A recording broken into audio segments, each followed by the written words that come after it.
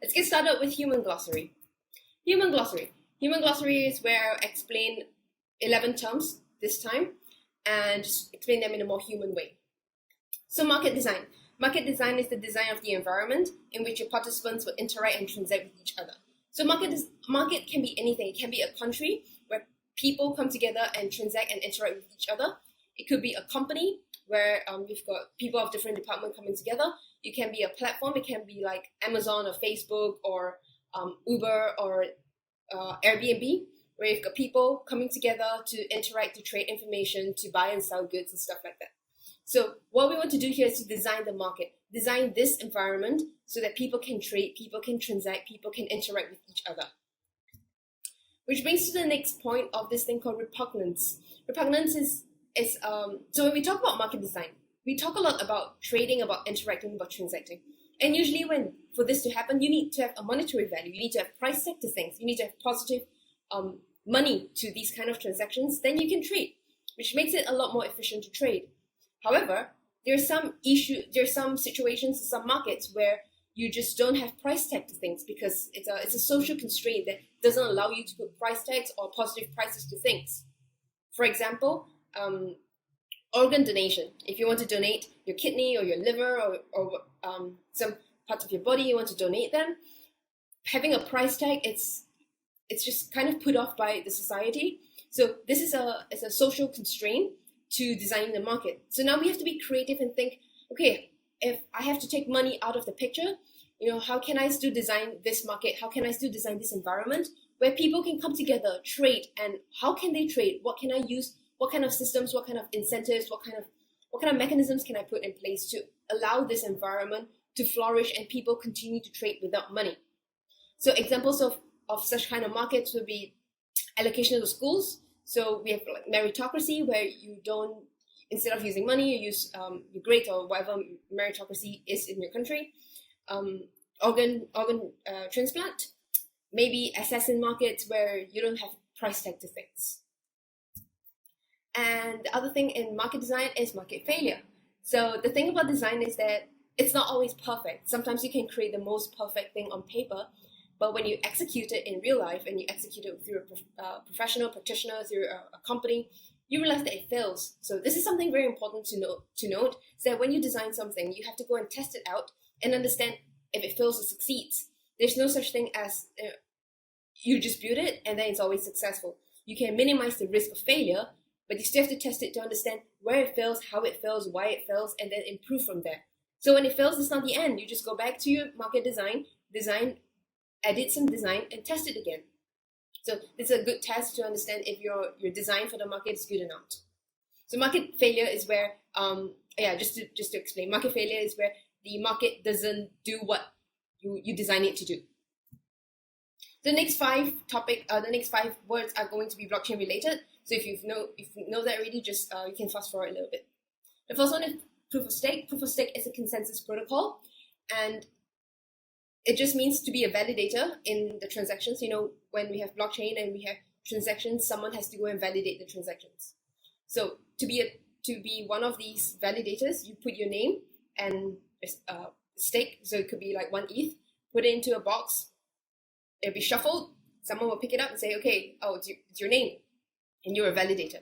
If you validate a good transaction, you get your stake back, which is your 1 ETH, plus whatever transaction fees. If you're a bad validator, so you validate a bad transaction, a wrong transaction, the things there are wrong or inaccurate, then you lose your stake, you lose the 1 ETH. So if you think about it, it's like a lottery game, right? If you want to win the lucky draw, or you want to win the lottery, you go and buy a lottery slip, and then it will shuffle, and then when whoever wins, if your name is called, you win the jackpot, you can go and collect it. So instead of winning the jackpot, you win as a validator. So that's one of the consensus protocols. A different version of that is DPoS, delegated proof of stake. So with proof of stake, everyone in the country can just go and buy the lottery ticket. With delegated proof of stake, people say, no, not everyone can buy that. Maybe you're not educated enough to understand the risk of buying lottery. Maybe you're too young, so you can't buy a lottery. Maybe you are too rich and having so much money won't wouldn't benefit you, it's better that we allow the poorer people to play. Then the chance of them being rich is better, as higher, is more beneficial to them, and stuff like that. So delegated proof of stake is where I will choose people who can put their name into this lottery ticket thing. So let's say I'm only going to choose 20 people who can put their names in, and they are going to be like statisticians, economists, regulators, and gamblers. Only these 20 people can do that because they have enough information to make right choices, or they have enough experiences to make the right choices, or they have the authority to make the right choices, for example. So delegated proof of stake is when you choose the amount of people, you choose a specific people, or you kind of verify them, choose them, and only they can put their name and stake into the lottery pot. So this is both good and bad.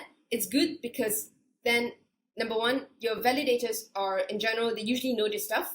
They are more, they can make better decisions, and they can, when they validate, they know more information, so they can tell if a transaction is good or bad and validate it or not.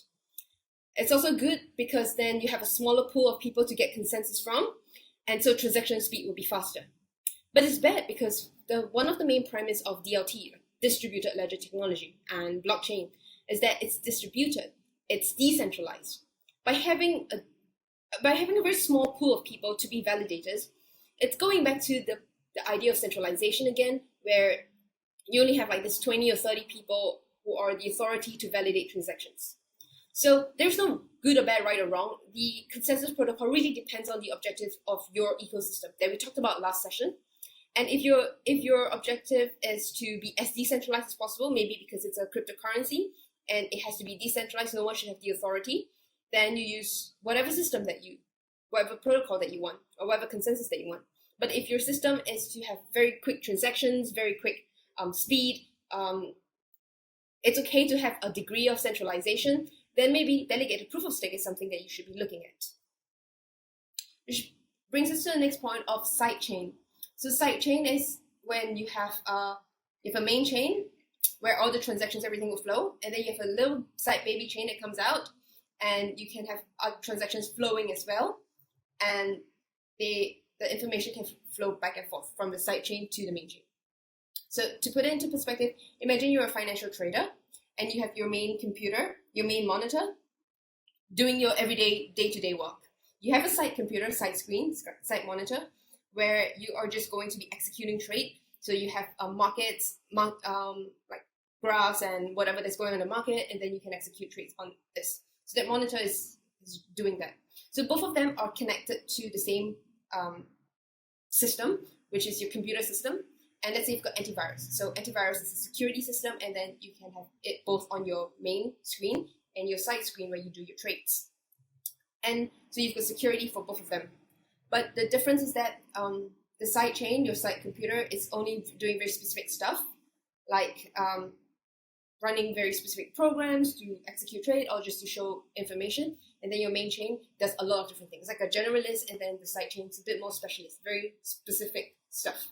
So similarly, that's kind of how it's quite similar in that way, where you can execute trade, you can execute information on your side monitor, and all the information can still go back to your main screen, main monitor screen. So in that way, you have your main chain like Ethereum, and then you have transactions going on, and then you have a side chain from Ethereum, and one of them is called Plasma Chain. And Plasma Chain's goal and objective is to make transactions as quick as possible. So now you can choose, if I want to build a project, I can build it on the main chain, or I can build it on the side chain. And maybe my project requires very, very quick throughput and transaction speed. Then I can build it on Plasma Chain, and all the information, I will still get the security from the main chain. So like my side computer will still get the antivirus software from the main computer that is in the system, but I can also execute it a lot faster. But now you're probably thinking, the thing about DLT, distributed ledger technology, it's about ledger, right? It's about understanding where money goes, where tokens go, who has what tokens, what is the ledger like. So this is where Plasma Cash comes in, where it takes the information, it takes a lot of transactions, whatever transaction is going on in the side chain, which is the Plasma Chain, and it brings it back to the main chain and updates the main chain. But it doesn't do it all the time. It's not with the side chain. You've got transactions going on, and I send Bob 1 ETH, but the plasma cache doesn't immediately take the information and go to the main chain. It collects information. So let's say every 12 hours, it would collect whatever that's going on in the plasma chain, the side chain, collect the information, and put it on the main chain to update the main chain. So if you think about it, it's something like, let's say you're counting calories when you're watching your diet, and instead of every time you bite an apple, oh, I had 1 bite of apple, and then you record it.